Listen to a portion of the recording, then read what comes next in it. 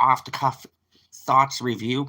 Actually, I lied, but not because of Nick Cage. This isn't really off the cuff thoughts review. This took me several days to gather my thoughts and bring to you guys a video that wasn't either hating this movie or kissing this movie's ass. So let me just start with a couple of things that you need to know about this movie. One, this movie, and I don't care what anybody says, was clearly reshot a ton of times. And two, this movie, in my humble opinion, and I had this debate with Pop Culture PB, we're going to do a spoiler review on this probably together to talk about our thoughts on the movie. This movie, to me, is not a Captain America movie. You guys know my channel. You know I'm a huge Captain America fan. One of my favorite MCU movies, probably in the whole lineup, is Captain America and the Winter Soldier. So when I saw that Brave New World was going back to the spy, espionage, there's somebody in the government, but now Falcon has to figure it out. People are being mind controlled. What's the deal? I was super excited. But that's not what this movie is. I don't think this movie knows what it is. So let me just start with the casting, give you guys kind of a synopsis, and I'm going to go over my thoughts of this movie and give you guys my overall score. So this movie stars Anthony Mackie, Giancarlo Esposito, kind of, Harrison Ford, and Sebastian Stan has a cameo in here, and a bunch of other people. So let me start off with the plot. This movie is about several different things, but the two main points of this movie is Falcon sort of being Captain America. I'd say more so than Falcon and Winter Soldier. And it's also about tying up loose ends from the 2008 Incredible Hulk movie, along with kind of squeezing in a bunch of things from Eternals and things like that. So the general synopsis for this movie is that the Thunderbolt Ross that we've all known and loved, he is running for a position of power. Then they discover adamantium, and there's a government conspiracy. This is only, hey, everybody, how you doing? So this is only one of the plots that are going through this movie. There's like 20 different plots for this movie. So what is this? What is the overall feel of this movie? This movie is very choppy. This movie, to me, has no identity, no general direction at all. So let me just get down to the actors, what I thought about it. I don't really want to do spoilers until I talk about this on my channel with PB. We're probably going to talk about this sometime next week. But in general, this movie has a lot going on. But the main plot line is Harrison Ford trying to revamp his image, and a mysterious force causing this thing to happen where people are going nuts and trying to kill people. This isn't a spoiler, it's in the preview, but Harrison Ford gets attacked by the dude from Winter Soldier. He has no clue what happened, so there's a cover-up within the government. Now, here's my problem. If you guys have ever seen the great movie, my favorite, Captain America and the Winter Soldier, they did the espionage with Hydra being planted into the government and S.H.I.E.L.D. very well.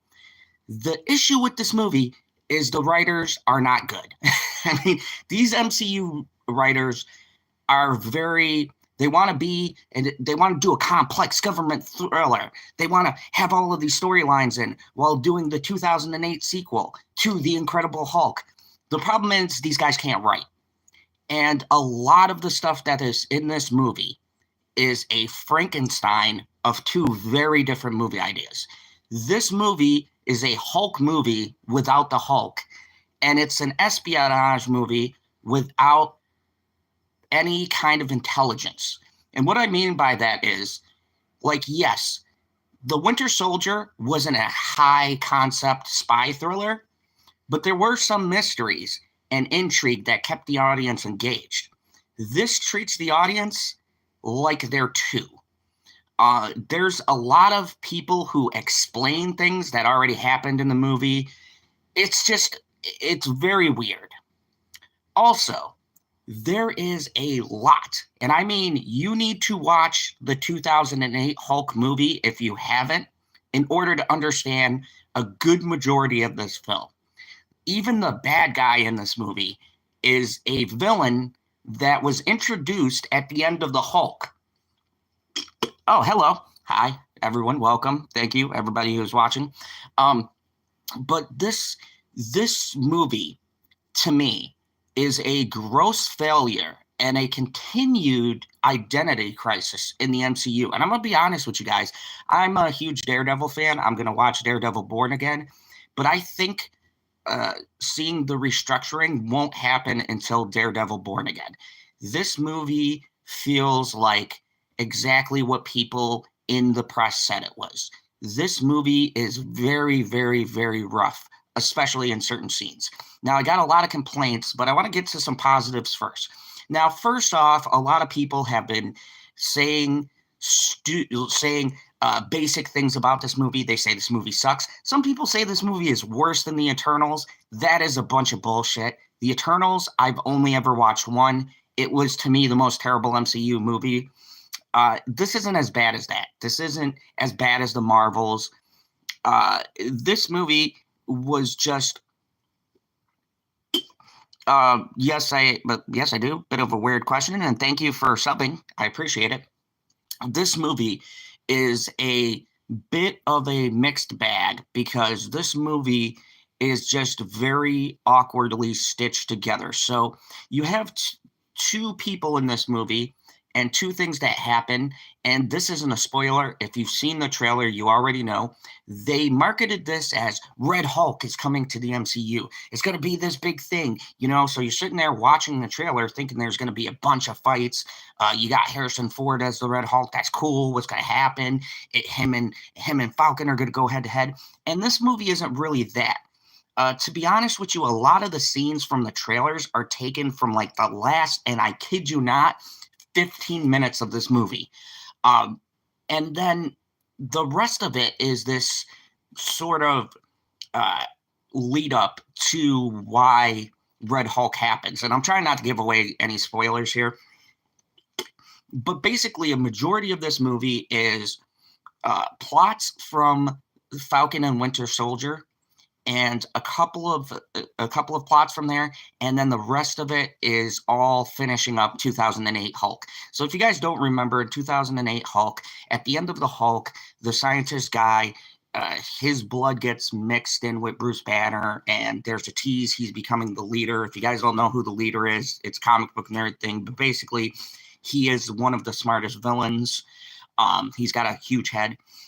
So they build up this thing with this guy leading behind the strings.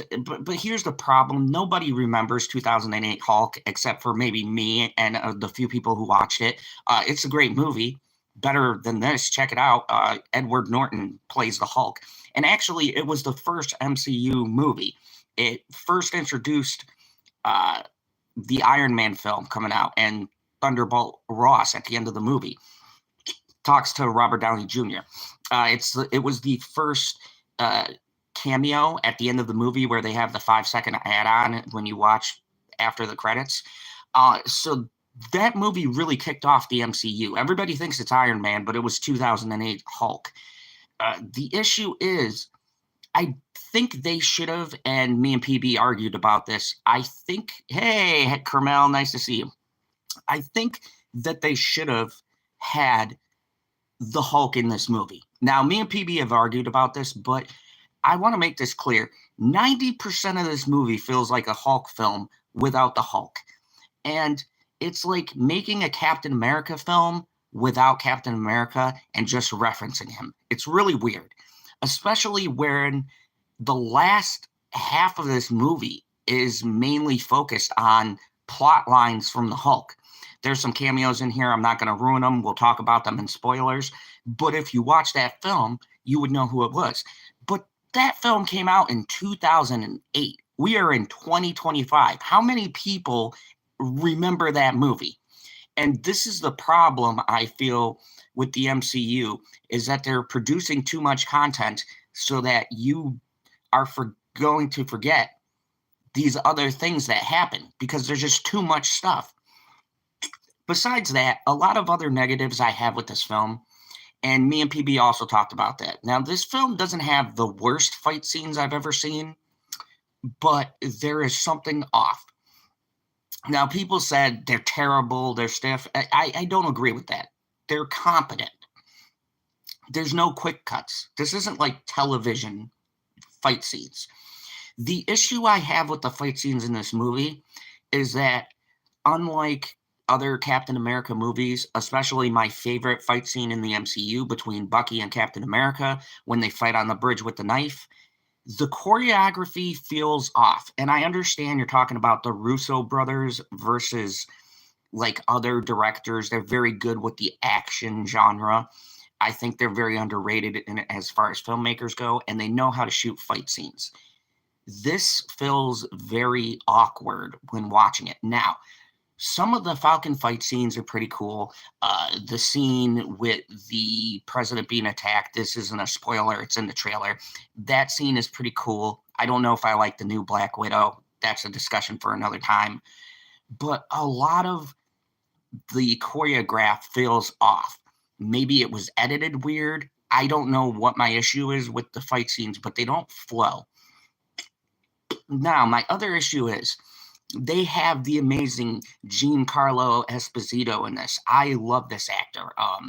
If you watch The Boys, Breaking Bad, he's a very charismatic actor. He's got a big presence. And he's in this movie for about 5 minutes, maybe.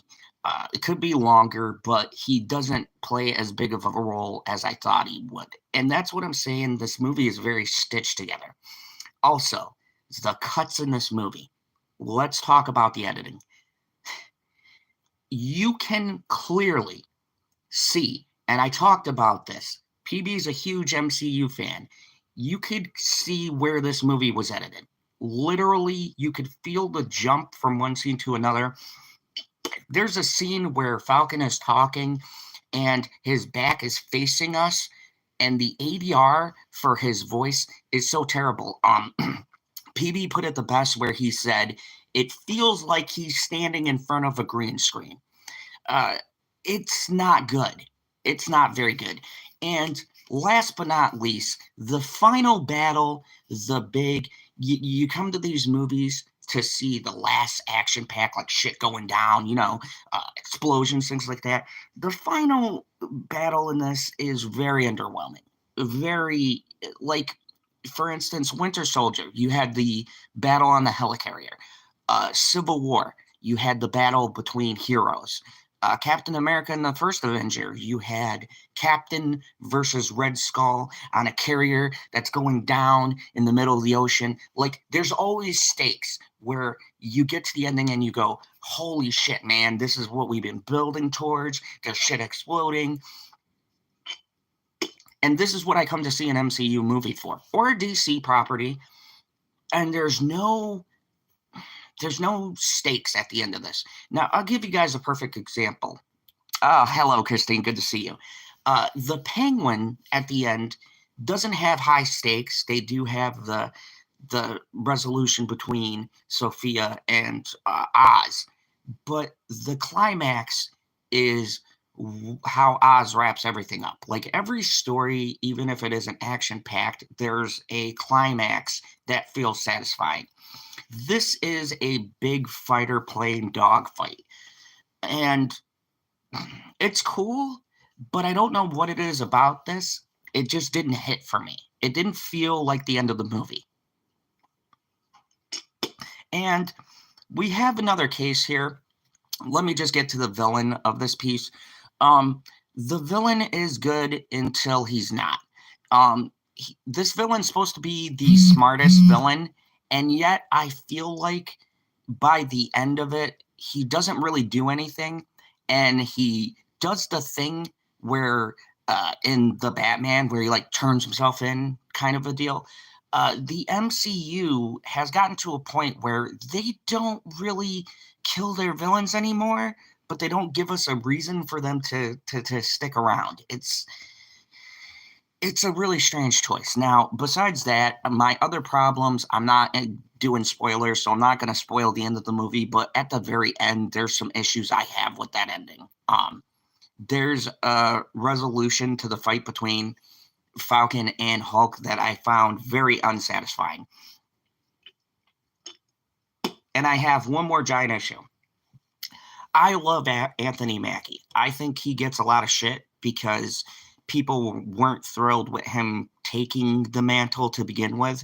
But Anthony Mackie has not been given a chance to be Captain America, in my opinion. Steve Rogers had three movies, but one focused on him. Winter Soldier was about Hydra infiltrating, and then Civil War, I would say, was more of an Avengers movie than it was a Captain America movie. This does not feel like his movie. It feels like an Incredible Hulk movie with no Incredible Hulk, and wrapping up Falcon and Winter Soldier. The other stupid plot line in this is that Falcon has an argument about not taking the super soldier serum without giving a good reason. Back in the day, for all of you people who followed the MCUs and nerdy like me, people didn't take the serum because either there was only one left and Captain took it, and then the other thing was the other serums had side effects. But in the movie, they explain this serum has been tested now by the bad guy from Winter Soldier, or Falcon and Winter Soldier, and the dude from that show. I forget his name, Powell or something. He was the second experiment. It was a statement on African Americans and their treatment in the military. It was a terrible storyline. But he was the second Captain America after Steve Rogers. Both these people didn't have side effects. So I don't understand why they make it this whole big thing like he's on some moral high ground to not take the serum. And here's the thing that we both talked about. They don't give Anthony Mackie anything to level the playing field. So let me give you an example. Black Widow is a human. Hawkeye is a human. But Hawkeye, it has an outstanding sense of shooting things, right? His accuracy is almost superhuman. Black Widow was trained in the Red Room, so she has endurance and stuff like that. But even her, when she was fighting the Hulk, she ran, things like that.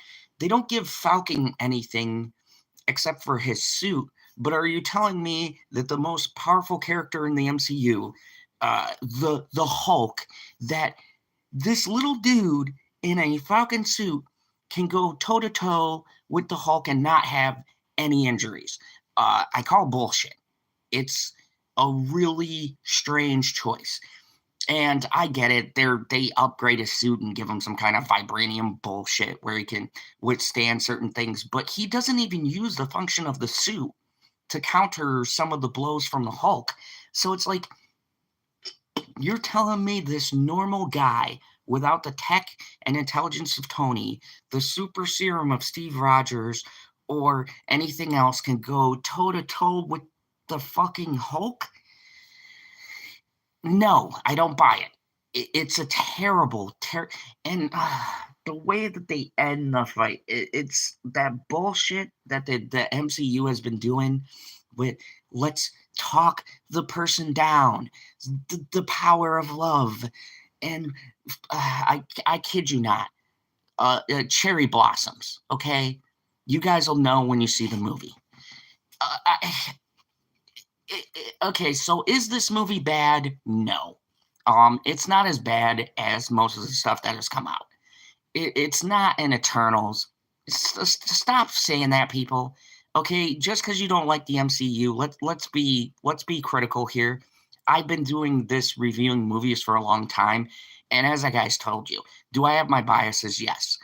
but I try to judge everything on a movie to movie basis.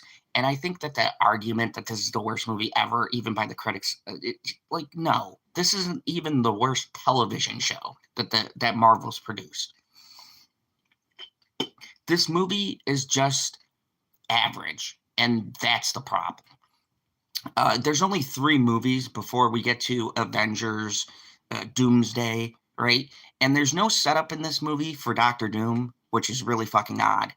And it doesn't really lead into anything new. So it's just kind of like the last wave of the other movies that were coming out. And so Fantastic Four's got to do a lot of setup because it's literally the movie before we get Avengers Doomsday. There's no setup to who the Avengers are going to be. There's nothing that makes Anthony Mackie like Captain America. I don't care what anybody says. He's the leader of the Avengers. And I don't see the traits in Falcon to lead the new Avengers. So that's a big issue. And this movie feels very disconnected to anything that's coming out and really to anything that they've done except for like 20 years ago. So it's in a really weird spot. Now, the acting is serviceable, okay? There is a lot of them explaining things. This movie has plot lines from 20 years ago, so I guess that's fine.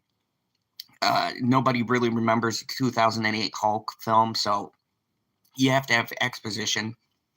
But I don't think the acting from Anthony Mackie is bad. I'm gonna be honest, and I'm gonna call bullshit. People were talking shit about Harrison Ford's acting. I don't think he acts really bad. I think he has more enthusiasm for this role than I've seen in years. So I think Harrison Ford is really good in this movie. Giancarlo Esposito is good for the screen time that he's on for like all 5 minutes. I think they fucking wasted his character, to be quite honest with you. When he comes in, he makes his presence known, but then it goes nowhere. So now I understand they're probably setting up his character to come back later, but it just feels like a giant waste of a really talented actor. If he would have came in and been Magneto, I think I would have been more jazzed up because there were rumors he was supposed to play Magneto. I'd be fine with that. I think he's a great actor, and because of his age, I think it would be cool to have him be Magneto. It's just a hot take from me. But all in all, really, this movie isn't as terrible as people say it is. But on the other end, it's not a return for Marvel. It's not like, oh, it's a hidden gem. It's just an average MCU movie, to be honest. This is like a movie. This is like when MCU was making all those movies where you get that one movie that kind of felt like, it was okay. It wasn't bad. This is like an Ant-Man 2 or I don't know. Like one of those sea-level heroes, like maybe Guardians 2, something where people aren't grossly offended. It wasn't the worst. It wasn't the bad. Ice hockey on TV here, so see you later. Okay, enjoy ice hockey, Christine. This movie isn't bad. It just isn't anything super impactful. I think this movie should have been maybe released on Disney Plus, to be quite honest with you, because it is messy. And I think it shows by the box office numbers and the fact that a lot of people are not really vibing with this. All in all, I don't believe this is a movie you really have to rush out to the theaters to see. I think when it comes to Disney Plus, you'd be fine catching it there.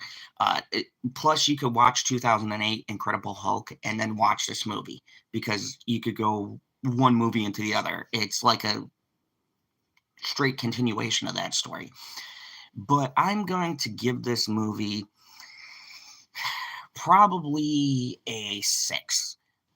That's been what I've been feeling coming off of this, and I think of PB's Batman review where he gave it a 6, and we've argued to this day about that. I think this movie is a 6.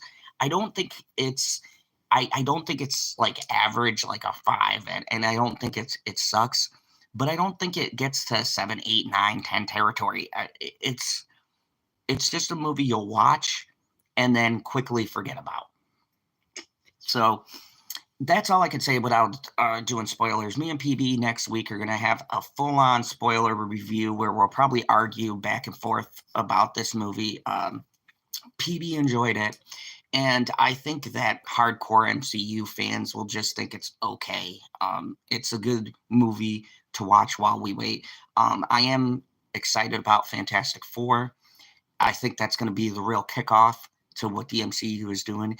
And I am super excited about Daredevil Born Again. When that drops, I will have a review of every episode. So stay tuned to the channel. Next for you guys, I will be doing a review on Hard Eyes.